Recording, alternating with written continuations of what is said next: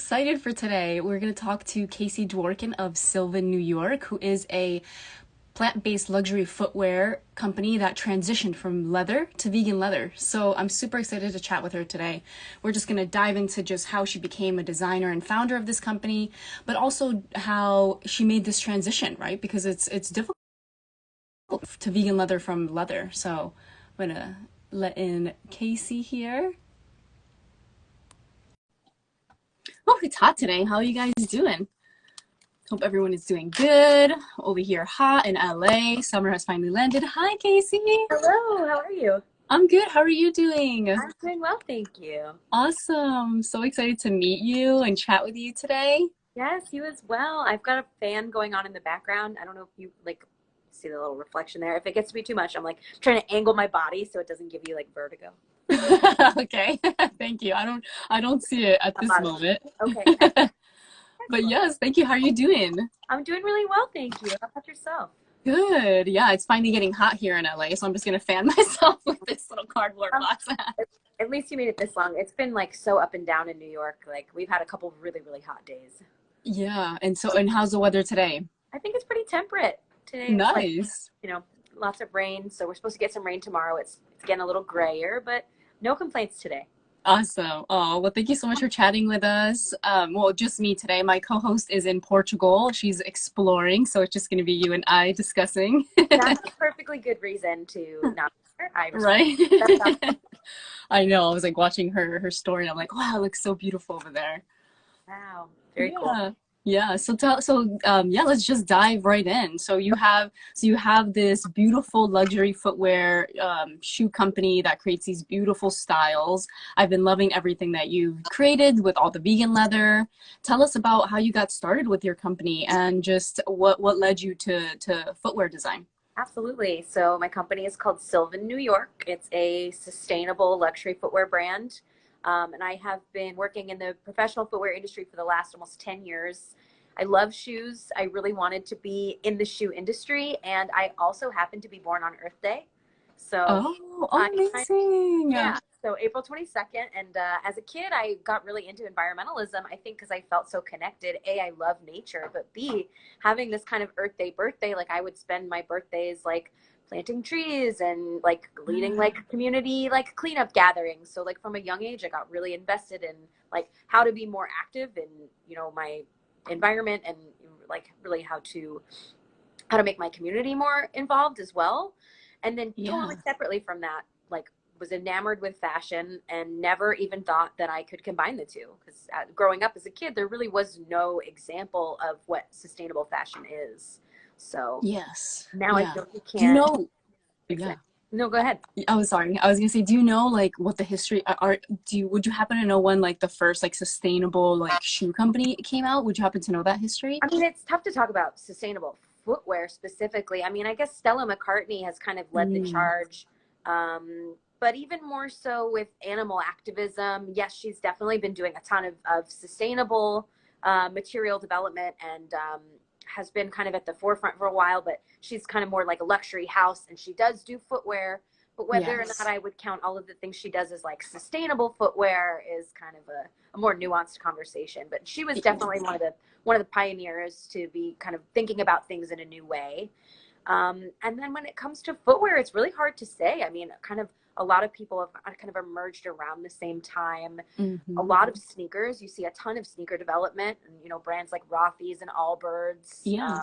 So I think that there's just, you know, the more we go forward, the more people are starting to really take it seriously and not think of sustainability as a fad or a trend, but as really a holistic approach to how to make shoes and how to make Yes. product and how to treat the planet.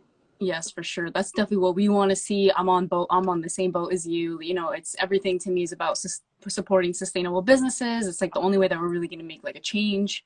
But I've just been seeing so much, so many new like Adidas came out with one, right? Like Nike is jumping on that bandwagon, and I don't know, are they really sustainable? I'm not sure. Again, that's another conversation to be It is had, right? totally. It is nice to see that the grander platform is elevating the conversation. Right, So right. whether or not you want to go into the nitty gritty about how Yes. their garment workers and the factory workers, or what processes are being involved, that, you know, we could spend a whole a whole conversation just connecting it. A whole like 24 hours diving into But that. exactly. I mean, and then I mean, we could spend like months, like, you know, kind of gatekeeping how people are or aren't acting. It's a So really true. difficult thing to monitor.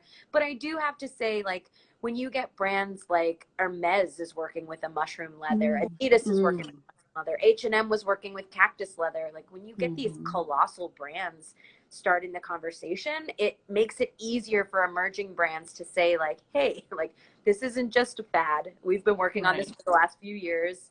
Other people are adopting it as well. Like, this is really the way forward.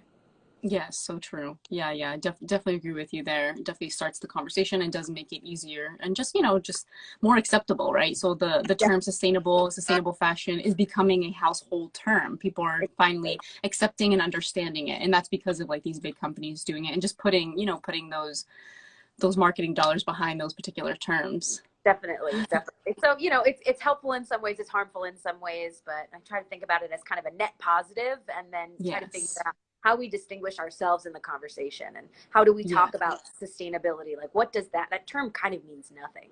So, you know, taking it a step further and say, you know, well, what does it mean to have sustainable practices? Is it a material? Is it, you know, how you are sourcing? Is it how you're shipping and packaging? And honestly, it's a little bit of Yes. everything. So true. And so tell me, what was the story? Is there a story that like, aha moment that you were like, all right, I want to make this transition. What was that story, and what was the push behind it? Totally. So I was working for another shoe brand as a director and had been in the industry for a few years and never really thought about doing my own thing quite so soon. And I actually had it was like kind of a catalyst from my personal life where I had kind of a few really difficult years. I had an apartment fire and Wow. really like lost all of my physical belongings, like all in at one time. And like thankfully was able to walk away and, you know, had my health and the clothes I was wearing Wow. today. Yeah. Um, but So like scary to go through uh, that. like one of those like crazy wake up moments Yeah. of like what is important in the world, what do I want to be working on, because like I might not Hmm. wake up tomorrow. So if I'm going to start every day working on something that I'm going to absolutely love, what does that look like? And so I Yeah. kind of started to draft a list of like, you know, what would be my dream experience? What's my dream job? I want it to be in designer footwear, but I've never seen a brand really think about holistic, sustainable practices the way I wanted to see a brand do. So I was Hmm. like, well, why can't I be that brand? And so I kind of started making this list of like, what are all the dream qualities I would want to have? I want a brand that, you know, is really responsible with their manufacturing and is working in really high end factories, but is doing Yes. things differently, isn't producing, you know, a million collections a year and a million styles a year, is being really thoughtful and intentional. And Hmm. strangely enough, with, you know, losing all of your possessions all at once, I mean, I'd built up a phenomenal footwear collection over the years working in the Yeah. industry. And then all of Right. a sudden I was wearing, you know, I had a pair of Converse on that day. So kind of thinking through, here I am in New York, I'm working in the fashion industry. If I had one pair of black boots, what would they look like? So Hmm. kind of even taking the sustainability aspect out of it, but like, how do I make a really thoughtful, intentional product? And how do I make a shoe that's going to be versatile enough to get me through all of my needs in New York City and still look designer because I'm, you know, repping the fashion industry. So that was sort of Yes. my origin story in a nutshell. Yeah. So at that point, did you also have plant-based materials in mind at that point, or was there another story that kind of led you to the plant-based material side of the Totally. business? Plant-based materials have kind of slowly trickled through. So I launched technically back in 2017. And when I Hmm. launched, I was exclusively a leather brand. And I Hmm. had started already looking for vegan materials right off the bat. And even back in 2017, like any The single options were item I limited. wanted to, yeah, vegan leather just like was not an option. It was like you could Yeah. use canvas or fabrics. You know, I was starting to see more innovation and like there were really cool Right. recycled denims I was looking at. But you know, here I was trying to make a New York boot for winter. I'm like, I can't really make a Hmm. canvas boot. It's not gonna hold up the way I want. It's not gonna be insulating, Yes. waterproof, and water resistant. So I ended up tabling the vegan conversation until I could find something. I mean, all the vegan leathers that existed were straight up plastic. You know, it was like long before any type of plant-based material was viable on the market, and there really wasn't even talk of them until a year or two later.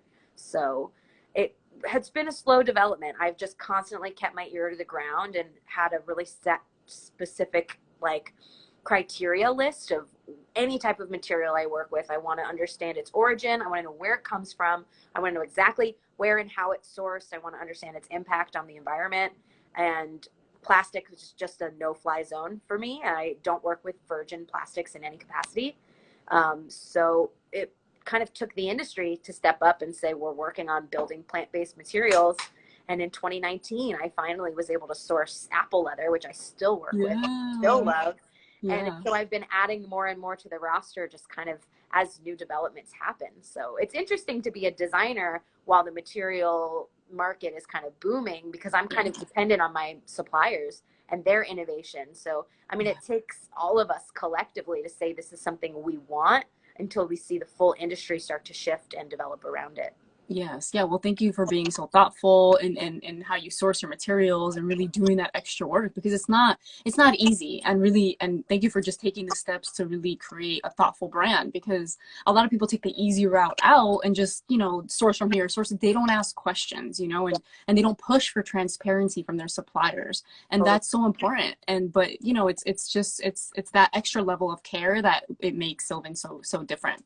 Thank you. And I mean, it comes with its own set of challenges Yeah. for sure. And I, especially over this last year with the pandemic, like one of the major silver linings is that like, I'm in control of the narrative of the brand, and I'm not beholden to big partners that are asking and expecting me to, deliver them the world in 24 hours, so I can take my time and say, I'm not going to work with a material until it does meet my needs. And I'm Yeah. not just going to, kind of come up with something in the interim to hold me over. Like, I'm really thoughtful and intentional about everything that I bring on. But it comes with kind of, takes more testing. It takes more Yeah. prototyping. We do all of our own resistance tests because these materials Wow. are so new. Like, the factory's never worked with them before. So it's Yeah. kind of fun, but you also really need trusting partners. And I work with phenomenal factories in Italy, but I challenge them quite a bit. And Yeah. I keep hoping that I'm like, I feel like it's going to be one challenge too many eventually, They're gonna be like, all right, Casey, I can't do this know, anymore. right? They're like, oh, I can't make this anymore, even though like, but you're adding new features and like everything is a new challenge. So you kind of Yeah. need to surround yourself with a community of people, especially even on the manufacturing side, that are going to be willing to say, we will take the time to build this, but it comes with extra time and extra development. And, so Yeah. there's a reason why not everybody does it. And I feel fortunate that I'm kind of in control of the narrative and saying Yeah. like, what's more important to me is that we take our time and do it in the way that serves us. Yes.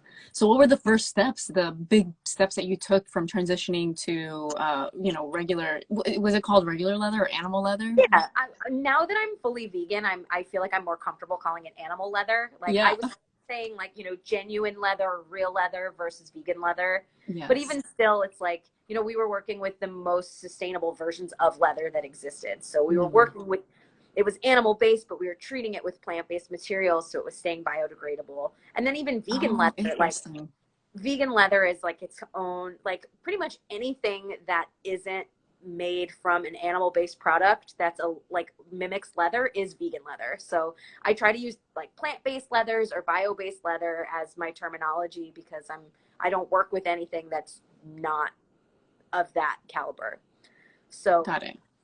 for me, the transition kind of started when I first started working with these plant-based materials. Back in 2019, I was finally able to source apple leather, and I made Mm. versions of both. So I started with the collection, and I would say, okay, this is the boot style I want to put out. I'm going to do a Mm-hmm. version in black leather, Yeah. our black vegetable tanned leather, and then I'm going to do a version in this white apple leather. And I'm going to sell them right next to one another and talk to my customer about why the leather industry is great sometimes and awful other Yeah. times. I'm going to talk about why vegan leather is great sometimes and awful other times, and just kind of let people Mm-hmm. make the decision that makes sense for them. Right. And it was kind of a cool information gathering like experiment where I was looking to see like, all right, well, is the only person who wants apple leather a vegan customer? Does my customer equate leather with quality? Like, can I get, Mm-hmm. what about the woman who she wants a designer style and she just wants something cutting edge? Is she interested in testing apple leather, Yeah. even though her whole Yeah. wardrobe is leather? And I found that the Yeah. answer was yes, which Awesome. was awesome for so many reasons. Like, Yeah. we're not just pushing like the, we're not just making vegan products to be animal free. We're making new cutting edge products that are pushing what it means to be sustainable, and they're animal free and vegan and cruelty free. So the transition kind of started just with an experiment of, this is important to me. I want to find new interesting materials. I want to minimize my impact on the planet, but I also want to see how my customer responds. Yeah. So it was kind of a really cool experiment, and I learned a ton and thought I was going to kind of do both for a long time. I thought that was going to be kind of my shtick of like, Yeah. we're offering leather and vegan and you decide. And it was just so much education. I was doubling the work for myself and doubling my narrative, and kind of over the pandemic, having so much more time at home and time to think and reflect and think about like, what's my ultimate goal as a brand? And it's to minimize my impact on the planet while making the best damn product I can. And it hit me like, I'm so excited about these vegan materials. Like, plant-based materials for me are like the best way forward. And I started to calculate it, and I realized the greatest single one thing I could do to reduce my impact on the planet was move away from any type of animal-based material altogether. And I was like, well, why don't I just do that? Like, what am I waiting for? I thought I was going to be a couple years in. I was like, I need to gather more data. I need to test and ask and, research. And I was like, I have a solid testing ground here. I have information. I have customers. I ask people questions all the time, but also it was what made sense for us and what made sense for me as the founder. And I was like, we're just going to sorry, I don't know if I'm allowed to curse in this. Oh, go ahead. We're going full throttle. Like, we're going all the way in. We haven't looked back, and it just feels like such the right decision to do. So yeah.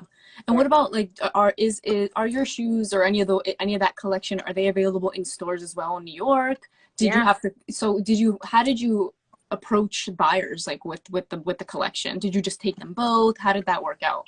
So we worked, pretty much all of our partners right now are online retailers. Oh, okay. It made it a little bit easier from a logistics standpoint in terms of like who can and can't sell certain things. So we just sort of were like, we're culling the collection. We're going to pull any of the leather SKUs from the site, and we're just going to promote the vegan products. And then we have the last of our leather collection, which we're kind of just discounting we're reducing the prices because we believe in the styles we made, and we're very anti-waste. So we're just trying to do what we can to get those styles into their forever homes. They're all available for sale on our website. But we wanted to be really intentional about how we did this transition, how we spoke about it without vilifying anything we did in the past either. We're not saying we made a mistake. We're saying this is what makes sense for us going forward. Got it. Yes. Okay. And then for anyone that's watching that may not know, or that will watch this, because we're going to share this on IGTV as well, can you tell us what are the main reasons why leather is not as sustainable as why vegan leather might be a more sustainable option?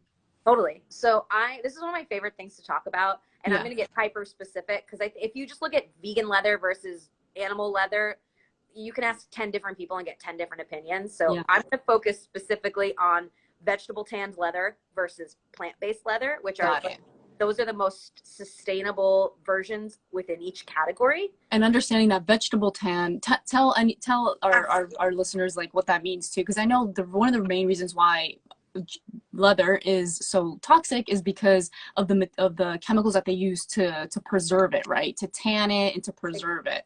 Exactly. So you're taking a natural material, which is the hide of an animal, and you are adding chemicals and adding a process to it that's going to stop it from breaking down. So that's the tanning process, so that you're turning the skin into a viable material to use for a fashion product. And do they use things like formaldehyde for that? They definitely can. So like, I forget the exact percentage. It's like 80 to 90% of all leather on the market is chrome tanned. So chrome tanning, it's the lesser of the expensive ways to do it. And it's the much more toxic, harmful version. And it's the one that's much more pervasive. So most leathers are tanned with chrome and chemicals. And so the tanning process there's two things that make leather a really difficult, harmful, impactful thing on the environment.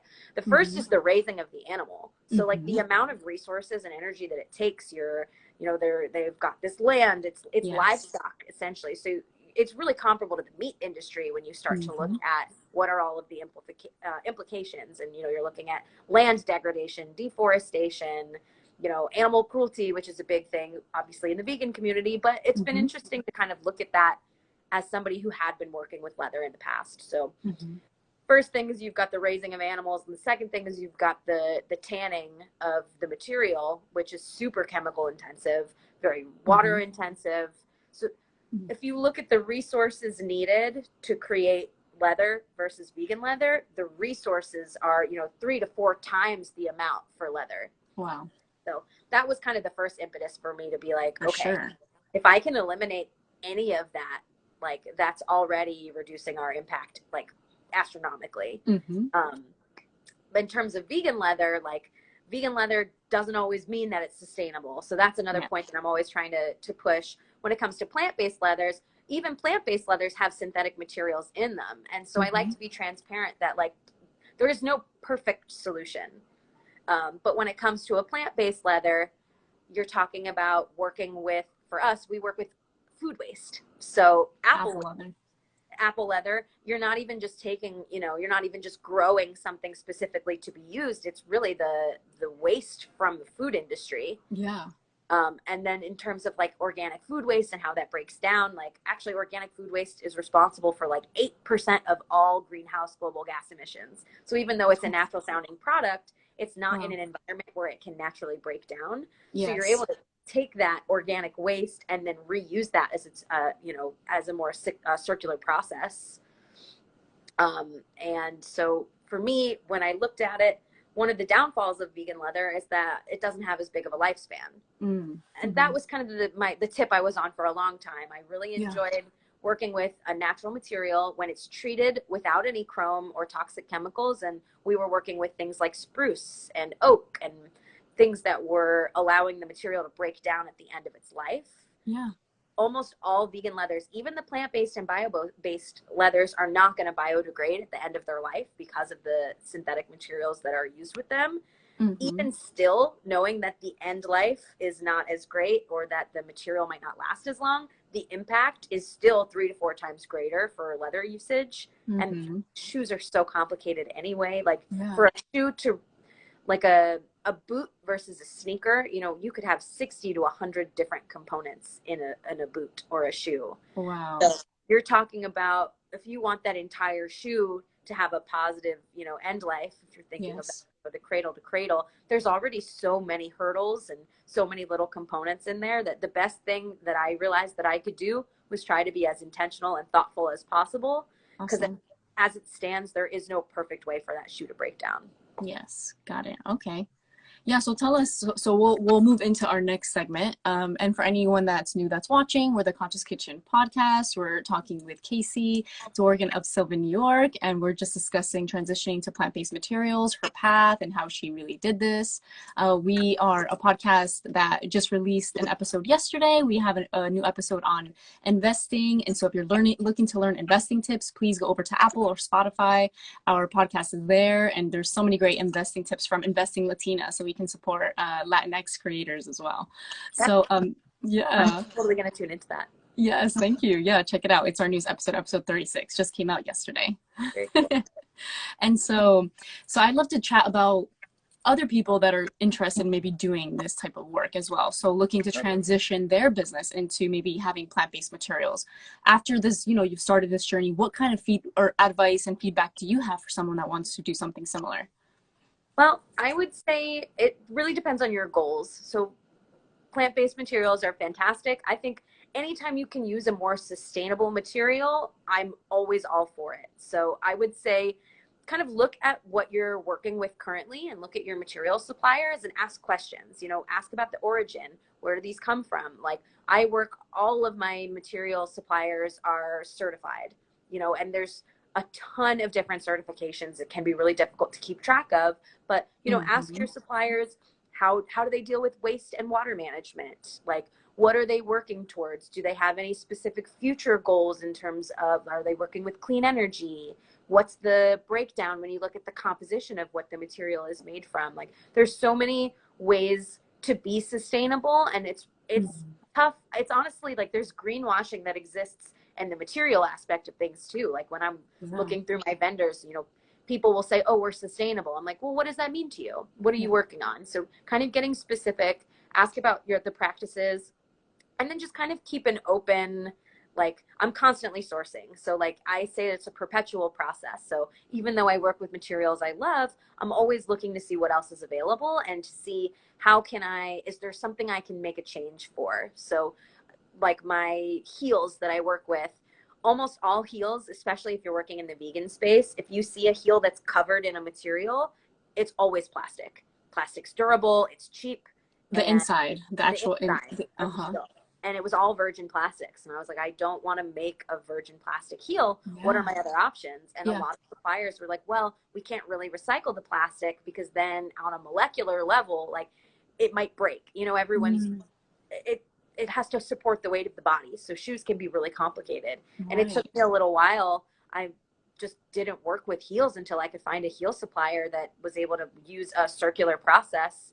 So it's all recycled plastic. It is a component I'm looking to figure out how we can make it in a more plant-based way.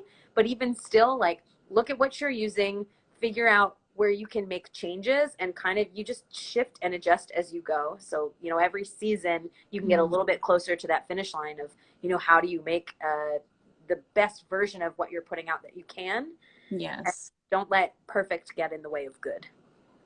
Awesome. I like that. Don't let perfect get in the way of good.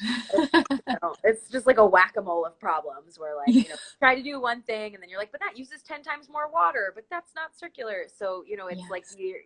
you're going to run and spin around in circles and never find the perfect solution. So like find what works for you and start there. Yes. Perfect. And anyone has any questions that's watching, please just drop them in the comments, or there's a little question box down there. We'll definitely ask Casey those questions.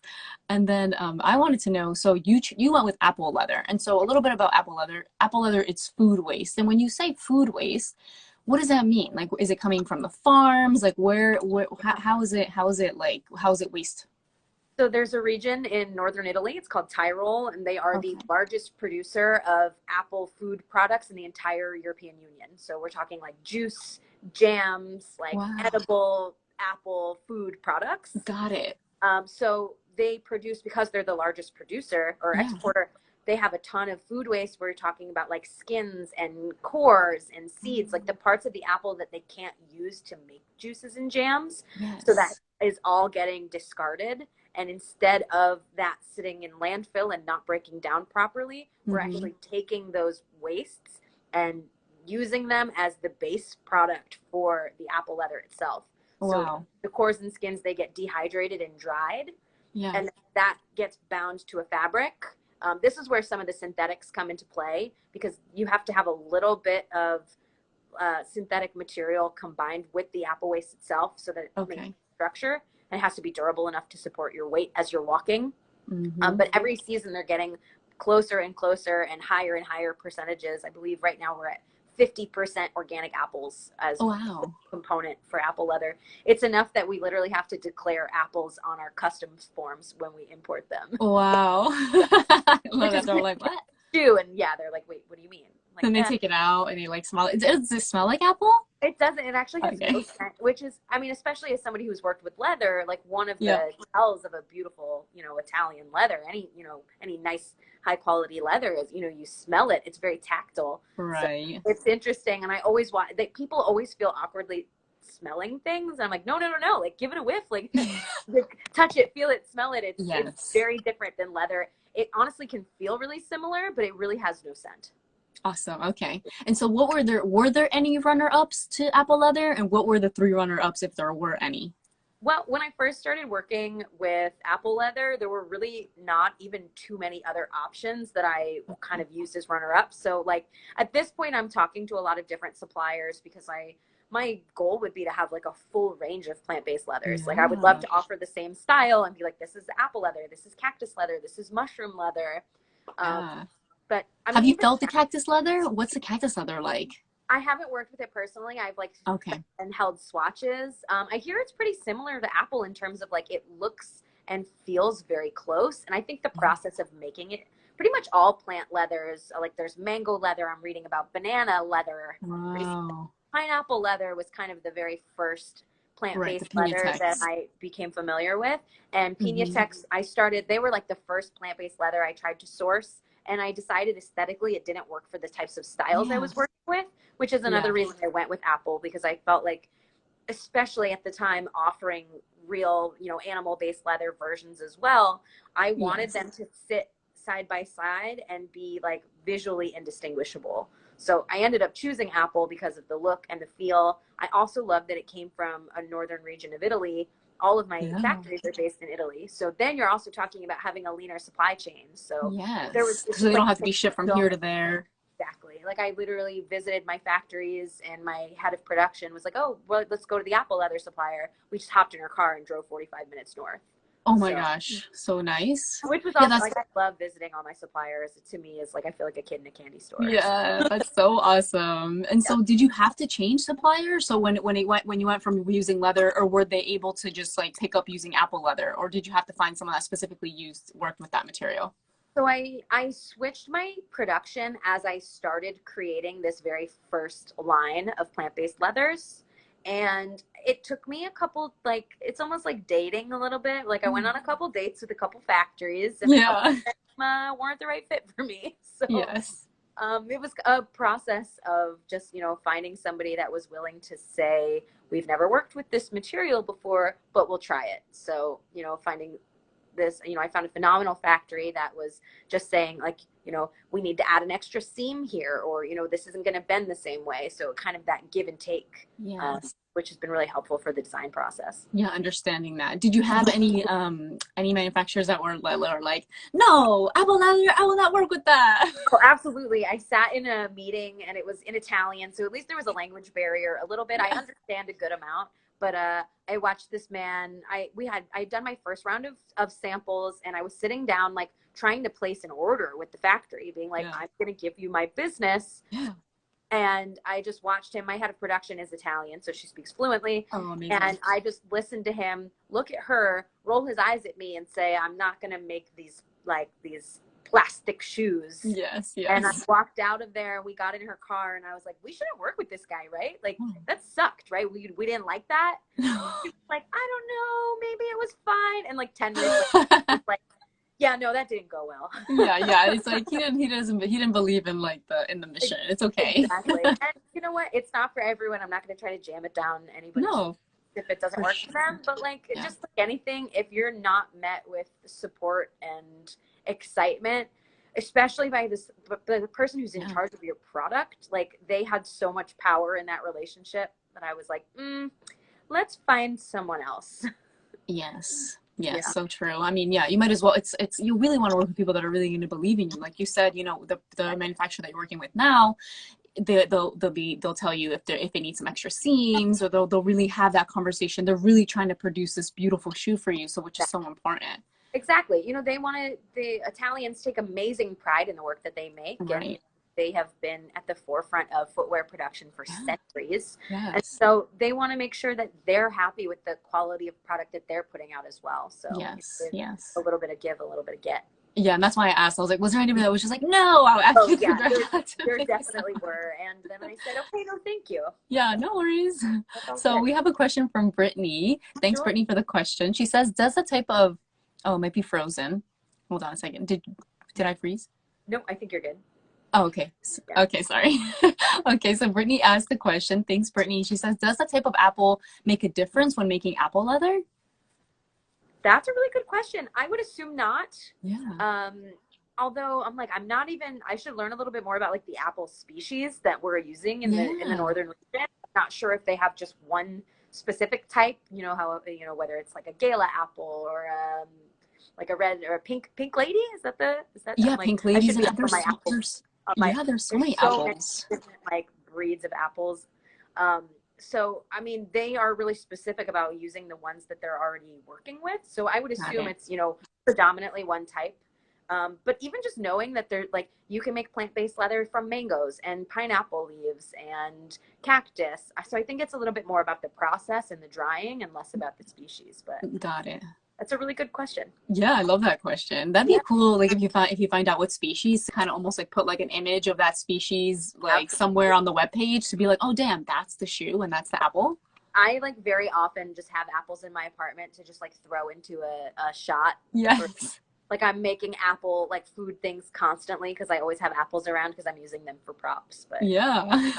I'm all Awesome. I love it. So now, well, let's transition to what's going on with Casey. And so you also transitioned yourself to be, you know, plant-based. Tell us about that journey. I started a new Instagram account about it. It's called Roughly Plant Based. So I want to Yes. preface, not a perfect vegan. I eat a roughly plant based diet. But honestly, the best comparison I can make. Are you familiar with the reducitarian Yeah. movement? I Yeah. think that's such a fantastic way to talk about it. So I also, we're speaking about me personally, so I can get a little bit more personal. I have a ton of food allergies, and that's what's Oh, prevented me from being vegan for a really long time. Is okay. I'm already really difficult to feed. Yeah. I can't consume gluten, and I also have an onion allergy. Oh, wow. Oh my So gosh.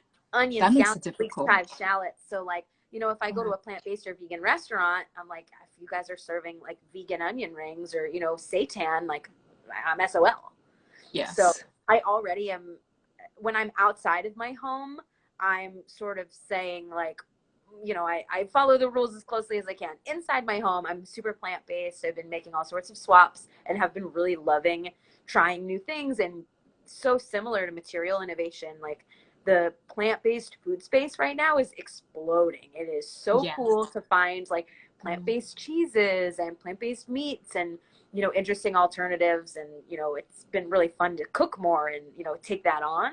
But when I leave Yeah. my house, I have to have a little bit of like, I'm more vegetarian outside of my home just because I kind of have to be. Yeah, yeah, But yeah. You know, like you do what works for you. You know, it's all about balance, and every individual has to come up with the plan that works for them to reach their successful goal, whatever that may be. absolutely. And it's kind of fun to talk about, reducing your meat intake and reducing your leather consumption. Yeah, So, not all of my clients are vegan, and that's totally fine. yeah, Even if just owning one pair of boots that you would normally be leather and is now a plant-based vegan leather, like yeah. you're already reducing your environmental impact. So I try to approach food in the same way, where it's kind of about your overarching lifestyle. And so I also like to be really transparent because I know I work in the vegan and plant-based space, and I don't Yeah. want to pass myself off as something I'm not. But I really have been making an active change, and it's been really fun to explore Oh, that's and awesome. cook and find new recipes. And yeah, it's been really inspiring. Yeah, congratulations. That's beautiful. You know, I think it's all about we don't need every single person doing something perfectly. We need everyone doing something that works for them, giving back and just, you know, trying to make like their impact, whatever, however that may be, what's best for them, you know? Absolutely. And if you talk on on a grander scale too, I mean, if you have a huge portion of people that are cutting back versus a Yeah. small portion of people that are Yeah. totally eliminating, you have a much greater impact with a bigger amount of people making a smaller change. And I So think that's true. sort of the mentality that I want to bring to the fashion space as well. Yes, definitely. And so how has it, so you said it's been going great, just experimenting and just trying different things. Like what are some of your favorite recipes that you've tried or what are you really enjoying making at home? Absolutely. I actually just got this phenomenal basket of different plant-based cheeses from the From brand Yoko? Miyokos. Yeah. Yeah.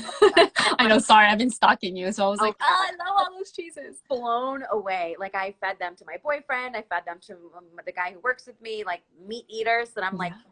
try this plant-based cheese. It's gonna blow your goddamn mind. Like Yes. what is this wizardry? Like Miyoko is genius, like pure genius. So I've been really enjoying having like kind of plant-based charcuteries. Um, Yeah. and then also getting really experimental. Like I want to say, do you know Diana from Vegan's Baby? No. She's a really cool person to follow. She's actually moving to New York, so I'm excited. I feel like I'm gonna Oh, get like a little bit more of the vegan food space in New York because currently she does a lot of food breakdowns in Las Vegas. oh, But awesome. I saw her post about making like a plant-based pulled pork from banana peels. Banana peels. Yeah, like it was Wow. crazy. I was like, how does that not just straight up taste like banana? But it's like Yeah. peel of the banana. So you peel the banana, And which you is peel, also great because it's food waste, which is why I right? was like, ah, this is like ticking all my boxes. It's Yes. plant-based food waste. So you basically just like scrape all of the banana Like the out of inside the white peel. stuff. So exactly. So like it looks as inedible as possible. And then Okay. you just kind of like shred it up and cook it down. Wow. And I mean, it was just like a fun thing to experiment with and play with, but it was Did you like a do it? pulled pork. I did. I absolutely did. It How, was and it was good? it was really good. It was like I What? expected it to taste like banana.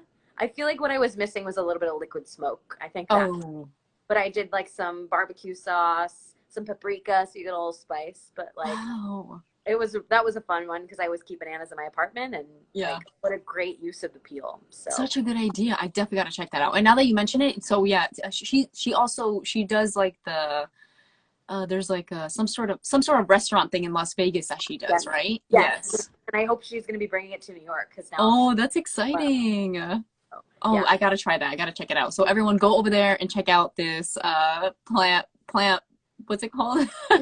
baby, vegan's baby. No, Vegan's Baby, but like it's like almost like a banana plant. Oh, we're plugging the plant-based banana peel, Yes. the banana peel food waste, Yes. pulled pork. Pulled pork. There you go. Yes, plant-based pulled pork with banana Yeah, peel. That's awesome. yeah, So outside of like your diet, what other ways are you trying to be eco-friendly like in your life? definitely. Eco-friendly or plant-based because Or obviously both? they intersect. Yeah. Um, Ever since I started removing leather from my brand, I'm like really looking at animal-based products across the board. Like I was working on a project with a friend. We were sourcing some materials at Home Depot, Yeah. and even like I had to buy a pair of workman's gloves, and I was like, are these leather? Are they suede? Like what are these made out of? Like Mm-hmm. just kind of looking holistically because it's one thing when it comes to fashion. I've been big on the sustainable fashion bandwagon for a while, but like being really conscious about every single item, whether or not you're like buying a new cutting board, where is it sourced from, to Mm-hmm. like working gloves at Home Depot, like just being Yes. highly aware of, what you're putting in and around your body. Awesome. I love that. That's great. Yeah, you always have even like the tiniest little things, right? Like once you become aware, there's like no button to turn it off. Then you Yeah, just like you're like, wait, yeah. yeah. And this is another like don't let perfect get in the way of good either. Yeah. Like, you can't stress over every single thing because, if the difference between, a vegan item and a leather item or a sustainably sourced item and a non-sustainably sourced item is like, Yes. $100. Like, you got to do what's convenient to you and your lifestyle. And there's Yes. sustainability and longevity as well. So like Yes. trying to use Yes. things to, the absolute maximum and repair things when they need to be repaired and swap Mm-hmm. things when you're looking for something new, but don't necessarily want to support the new economy. So there's Yeah. all And sorts then of and little tips and tricks. Yeah. yeah, definitely. And then try to like shop thrifting, like, and or go on Depop or all these other ThreadUp. There's just so many different places that you can buy like secondhand that will really just help you, make a different type of impact. Absolutely. Awesome. Well, thank you so much, Casey. We learned so much. If anyone has any other questions for Casey, definitely drop them in. Is there anything that you wanna leave us with, like any little tidbit of knowledge or a different affirmation or I don't know Well, anything? that's it. I just started looking through the comments and all I see is that must suck. I love onions. I So I know that must suck. I love onions. I I know that. appreciate that I know that comment. must be hard. It makes it hard to eat when I'm outside. Like, Yeah. I can't ever sit down to a restaurant and not mention it. So Yeah. like it eliminates a lot of different food categories from what I can and can't eat. But, I find a way around it and Yeah. fun to have a little bit of a boundary. Um, what do I leave on? I feel like let's circle back to like don't let perfect get in the way of good. Yes. Do what you can, do what makes you feel good, do what Hmm. is good for the planet, but serve yourself. If you're in service of yourself, you're in service of others. That's so true. I love that. Not lots of little like one-liners from this convo. Thank you so Right? much, Casey. Thank you so much for chatting with me today. Yeah, you're welcome. Yeah, yeah. Appreciate your time. Really, really. Oh, he's.